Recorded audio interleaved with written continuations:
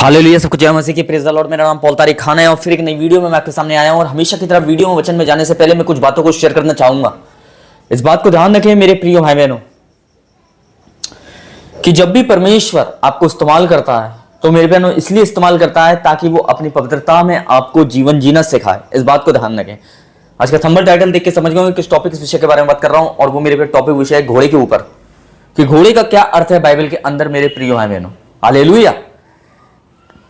जैसे पीछे आप देख रहे होंगे स्क्रीन पे एक घोड़ा है मेरे प्रियानो, और मैं घोड़े का काम क्या है तो एक वर्ड मैं आपकी स्क्रीन पे लगाना चाहूंगा। अगर नीति वचन 21 अध्याय 31वां पद हम पढ़ते हैं, युद्ध के दिन के लिए घोड़ा तो तैयार किया जाता है, परंतु विजय यहोवा से ही होती है। घोड़े से जीत नहीं होती, जीत यहोवा से होती है। घोड़े का काम क्या है? क्योंकि हमेशा घोड़े आपको युद्ध के मैदान में दिखाई देंगे मेरे प्रियानो, क्योंकि घोड़ा कभी थकता नहीं है। घोड़ा अपने काम को करता है मेरे प्रियानो। क्यों नहीं थकता वो मेरे प्यारो? एक राजा उस पर सवारी कर रहा है, वो डर सकता है, पर घोड़ा नहीं डरता है युद्ध के मैदान में। वो युद्ध के मैदान में युद्ध करने के लिए तैयार रहता है, और जो जिससे लड़ रहा है ना, जो राजा, उसकी तरफ वो दौड़ता है। इस बात को ध्यान रखें।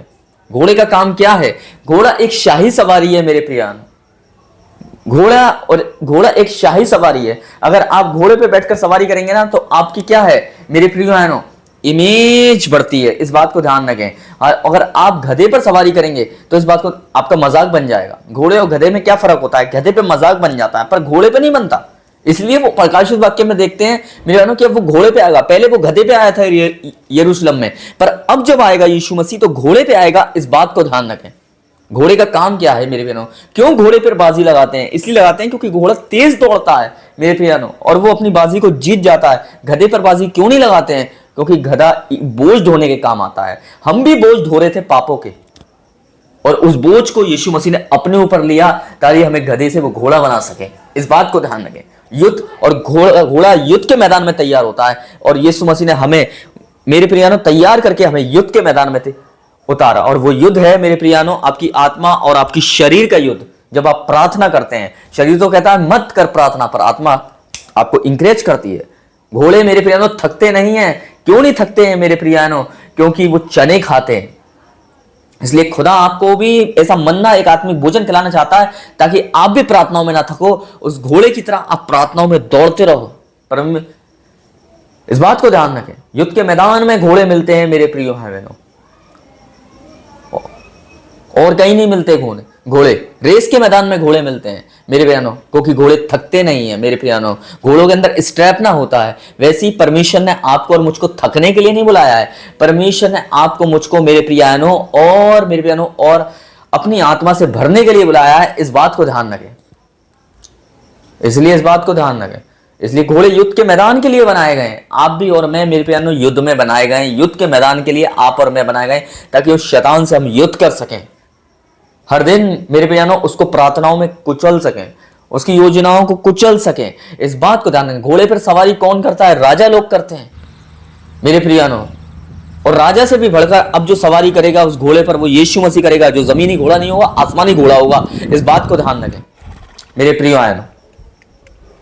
शाही सवारी होती है। ऐसी परमेश्वर ने मेरे प्रिय भाइयों शाही सवारी पर राजा आते हैं मेरे प्रियो। वो भी यीशु मसीह भी हम पर सवारी करना चाहता है। यीशु मसीह हमारे अंदर, हमारे ऊपर विराजमान होना चाहता है। और मेरे प्रियो, जब यीशु मसीह किसी पर विराजमान हो जाते हैं और यीशु मसीह किसी के अंदर विराजमान हो जाते हैं मेरे प्रियो, तो वो शाही बन जाता है। इस बात को ध्यान रखना। हालेलुया। पहले हम गधे थे, मूर्ख थे, तो उसने हमें संसार से निकाला, पर उसने अब घोड़ा बनाया हमें ताकि हम गधे ना बने रहें। शैतान हमें गधा नहीं बना पाए, हमें बेवकूफ नहीं बना पाए मेरे बहनों, बल्कि हमें परमेश्वर नहीं चाहता कि हम बेवकूफ बने शैतान के द्वारा, पर परमेश्वर चाहता है हम अकलमंद बने घोड़े की तरह। इस बात को ध्यान रखें मेरे प्रिय भाई बहनों। तो आप समझ गए होंगे आज के थंबनेल टाइटल को देख के किस टॉपिक, किस विषय के बारे में बात थी मेरे प्रिय बहनों। और टॉपिक का विषय था घोड़े युद्ध के लिए बनाए गए हैं। क्यों? क्योंकि घोड़े थकते नहीं हैं मेरे प्यानो। वैसे आप और मैं थकने के लिए नहीं, परमेश्वर की आत्मा से भरने के लिए बुलाए गए हैं। और हम किसी और मैदान में नहीं, हम युद्ध के मैदान में हैं, शैतान के मुंह को कुचलने के लिए। सबको जय मसीह की। Praise the Lord. परमेश्वर आपको आशीष दे। जय मसीह की।